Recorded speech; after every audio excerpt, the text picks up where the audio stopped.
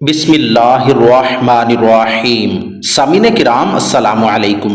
ایک بادشاہ کو جنگل میں سفر کرتے ایک سانپ نے ڈس لیا۔ شاہی طبیب اپنی تمام تر کوششوں کے باوجود زہر کو جب بادشاہ کے جسم میں پھیلنے سے نہ روک پایا تو زاروں قطار رونے لگا۔ اتنے میں ایک درویش سا شخص وہاں آیا۔ بادشاہ کو زہر کے درد سے تڑپتے ہوئے دیکھا تو بادشاہ کی ٹانگ پر جہاں سانپ نے کاٹا تھا تھوک دیا اور بھاگ گیا۔ بادشاہ کے سارے ساتھی بادشاہ کی فکر میں تھے، اس لیے دیوانے کی اس حرکت پر کوئی بھی درویش کے پیچھے اسے گرفتار کرنے نہ گیا۔ شاہی طبیب نے تھوک صاف کرنے کے لیے ایک رومال پکڑا اور بادشاہ کی زہر سے نیلی ہوتی ٹانگ پر سے تھوک صاف کرنے لگا، مگر پھر حیران ہوتے ہوئے رک گیا۔ اس نے انگلی سے تھوک کو سانپ کے ڈسے پر اچھی طرح مل دیا، جس سے فوراً ہی زہر کا اثر زائل ہو گیا۔ بادشاہ ہوش میں آیا اور جب انہیں درویش کی تھوک کے قصے کا پتہ چلا تو بادشاہ نے فوراً حکم دیا کہ اس درویش کو فوراً ڈھونڈ کر حاضر کیا جائے۔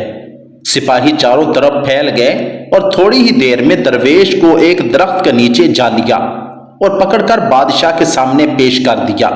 بادشاہ نے بڑے ادب سے درویش سے کہا، ہم گناہ گاروں کی آنکھ آپ کو پہچان نہ سکی، جس کے لیے میں معذرت چاہتا ہوں۔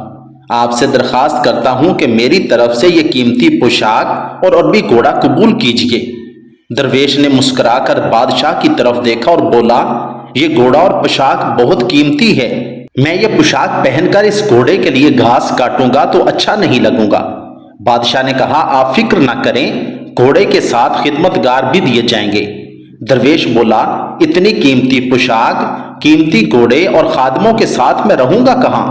اس دفعہ بادشاہ مسکرایا اور بولا، آپ کے لیے ایک عالیشان رہائش گاہ بھی تعمیر کر دی جائے گی۔ درویش نے پوچھا، اتنے مال اور دولت اور خادموں کے ساتھ اس رہائش میں تنہا رہوں گا؟ بادشاہ بولا، حضور، میری بیٹی شہزادی گلنار کی شادی آپ سے کر دی جائے گی۔